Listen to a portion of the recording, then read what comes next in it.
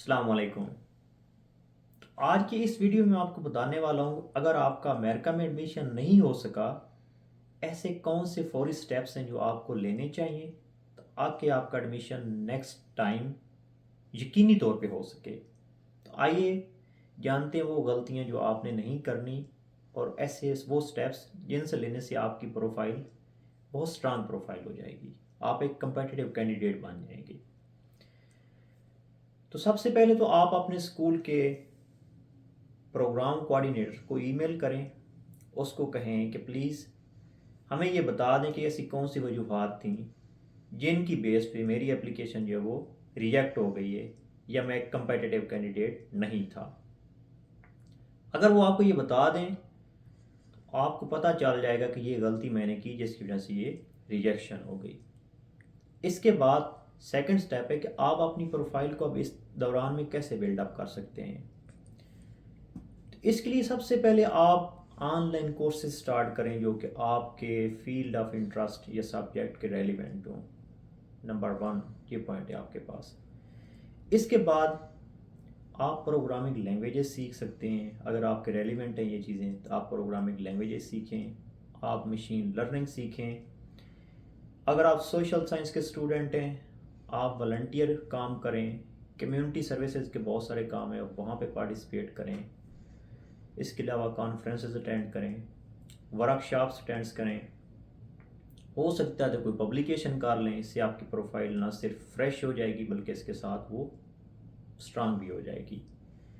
अगर last time आपका आइल्स या टॉफल का जो स्कोर है वो लो था, कंपेटिटिव नहीं था, क्योंकि अमेरिका के ज़्यादातर यूनिवर्सिटी में जो स्टूडेंट की सिलेक्शन होती है वो होती है एज अ टीचिंग असिस्टेंटशिप पे, जिसमें अंडर ग्रेड की जो स्टूडेंट्स होते हैं उनको आपने या पढ़ाना होता है या उनके एग्ज़ाम चेक करने होते हैं या आपने प्रोफेसर के साथ लेक्चर तैयार करवाने होते हैं, उनकी ग्रेडिंग करनी होती है।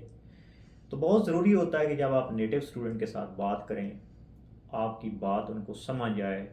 तो आपने अपनी इंग्लिश लैंग्वेज के ऊपर काम करना, अपने स्कोर को आप इम्प्रूव करें इस दौरान में।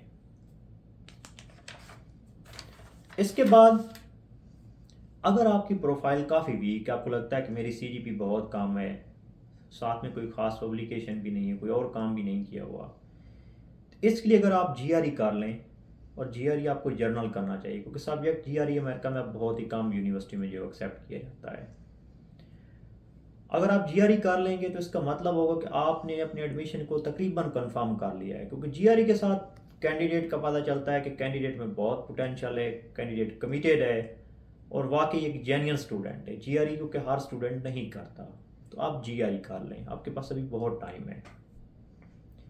अपनी सीवी अच्छी बनाएं, क्योंकि सीवी जो है आपकी प्रोफाइल को एक कमेटी के सामने प्रेजेंट करती है। आपने मार्केट में अपने आप की सेलिंग करनी होती है, तो आप अच्छे से अपने आप को कमेटी के सामने प्रेजेंट करें कि हम कौन हैं, क्योंकि आपकी सीवी सब कुछ बता रही होती है कि हु इज़ हु। उसके बाद नेक्स्ट स्टेप जो कि अच्छा खासा अहम है, वो है आपकी स्टेटमेंट ऑफ पर्पज़। आप अच्छी से अपनी स्टेटमेंट ऑफ पर्पज़ बनाएं, उसको किसी एक्सपर्ट से रिव्यू करवाएं या खुद ही उसको बार बार पढ़ें, 2 दिन पढ़ें, 3 दिन पढ़ें। उसको जैसे जैसे आप पढ़ेंगे तो आपको पता चलेगा कि मेरी स्टेटमेंट ऑफ पर्पज़ में क्या मिस्टेक्स थी, ऐसी कौन सी ब्लंडर्स हैं जो मैंने दोबारा रिपीट नहीं करनी। क्योंकि आपकी स्टेटमेंट ऑफ पर्पज़ जो है, जब आपके पास पब्लिकेशंस नहीं होती, आपकी सीजीपी लिटिल बिट लो होती है, तो ये भी उस टाइम बहुत क्रूशल होती है। ये आपकी डायरेक्ट सिलेक्शन भी करवा सकती है और आपकी रिजेक्शन भी करवा सकती है। इसके अलावा बहुत से स्टूडेंट को प्रॉब्लम होती है, उनको रिकमेंडेशन लेटर नहीं मिलते, या बहुत से स्टूडेंट को रिकमेंडेशन लेटर मिलते हैं वो किसी खाते के नहीं होते, या बहुत लेट मिलते हैं, तब तक एप्लीकेशन का जो है वो डिसीजन हो चुका होता है। आप अपने टीचर्स के साथ लिंक डेवलप करें, अपनी यूनिवर्सिटी को, अपनी प्रीवियस रिसर्च लैब को, या जहाँ पे आप जॉब करते रहें आपने वहाँ का जो आपका हेड है उसको विज़िट करें और उनको रिक्वेस्ट करें कि आपको एक अच्छा सा रिकमेंडेशन लेटर दें, ताकि आपकी प्रोफाइल जो है वो स्ट्रांग से स्ट्रांग हो सके। इसके बाद इस बात को भी आप यकीनी बनाएं कि जहाँ पे आप अप्लाई कर रहे हैं, क्योंकि ज़्यादातर यूनिवर्सिटी में मैंडेटरी नहीं होता, लेकिन मैं सजेस्ट करता हूँ कि आपको एप्लीकेशन सबमिट करने से पहले किसी प्रोफेसर से रब्ता करना चाहिए, उसके साथ आपने लिंक डेवलप करें, ताकि रेगुलर एडमिशन में वो आपकी एप्लीकेशन को सपोर्ट करे। इसके बाद बहुत अहम स्टेप है सही यूनिवर्सिटी का इंतखाब। आपको यूनिवर्सिटी का इंतखाब ऐसे करना चाहिए जो कि आपकी प्रोफाइल, आपकी CGPA सब कुछ के मुताबिक हो। अगर आपकी CGPA बहुत कम है, पब्लिकेशन भी नहीं है और आप MIT, स्टैनफोर्ड और कालटेक जैसे इदारों को सिलेक्ट कर रहे हैं तो इट्स मीन आप गलती कर रहे हैं। आपने ये नहीं करना कि जहाँ से आपको फ़ी वेवर मिल रहा है, यूनिवर्सिटी की रैंकिंग वाटेवर जो भी है, आपने वो सिलेक्ट कर लेनी, वहाँ पे अप्लाई कर लेना और फिर आपने ख्वाब सजाने हैं कि हमें यहाँ पे एडमिशन मिलेगा। ऐसा आपने नहीं करना। यूनिवर्सिटी की सिलेक्शन के लिए आप QS न्यूज़ रैंकिंग की बजाय US न्यूज़ रैंकिंग को विज़िट करें और उनकी अमेरिकन यूनिवर्सिटियाँ जो हैं उनकी तकरीबन आप 10 यूनिवर्सिटियाँ सिलेक्ट कर लें जिनमें आपकी हाई रैंक की होनी चाहिए, मिडल रैंक की होनी चाहिए और साथ में लो रैंक की यूनिवर्सिटियाँ भी होनी चाहिए, ताकि आपका हाई रैंक में एडमिशन नहीं हुआ तो कम अज़ कम आपका एडमिशन जो किसी मीडियम रैंक में हो जाए।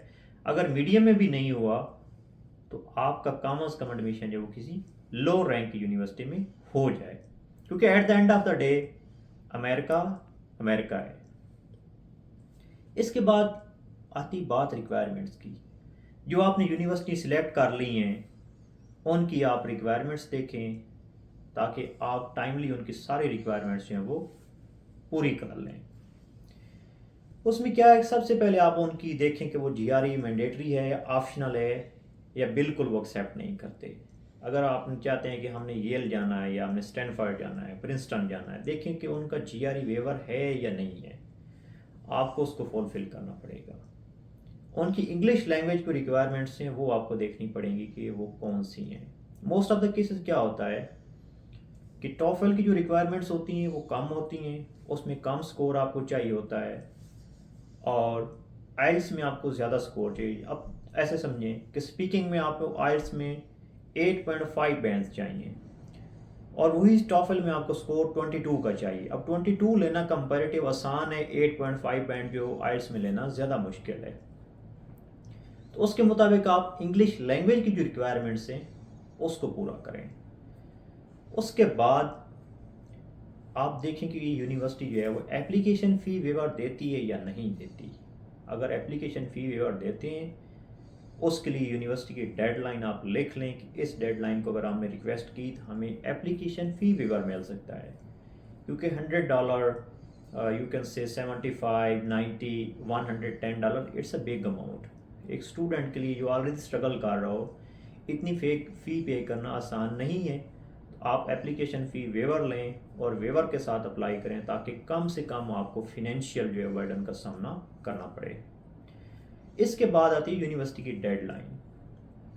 बहुत सी यूनिवर्सिटी जो है वो अर्ली कम अर्ली सर्व की बेस पे एडमिशन देती हैं। जितना जल्दी आप अप्लाई करेंगे उतने जल्दी आपके एडमिशन होने के चांसेस होंगे और ज़्यादा चांसेस आपके होंगे। तो इसके लिए मेरी सबसे अच्छी सजेशन आपको ये कि आप एक एक्सेल की शीट बनाएं, उसमें यूनिवर्सिटी नेम, उसकी डेडलाइन, उसकी एप्लीकेशन फ़ी वेवर, उसकी जो है रैंकिंग, इंटरेस्टेड प्रोफेसर जिनमें आप इंटरेस्टेड हैं उनकी लैब का नेम, ये सब कुछ बना के एक एक्सेल शीट बना लें, वहाँ पे लिख लें कि इसकी ये डेडलाइन है, इस डेट पे अप्लाई करना है और इस बंदे का नाम SOP में डालना है।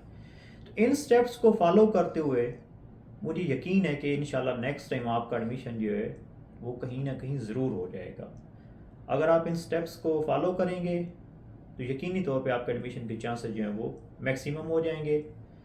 तो प्लीज़ मेरे चैनल के साथ जुड़े रहिए, फेसबुक पेज को भी लाइक करें, यूट्यूब चैनल को सब्सक्राइब करें, क्योंकि नेक्स्ट वीडियो में मैं बताने वाला हूँ कि आपने अच्छी SOP कैसे लिखनी है और ऐसी कौन सी मिस्टेक्स हैं जो आपने रिपीट नहीं करनी। Wishing you all the best and अल्लाह हाफिज़।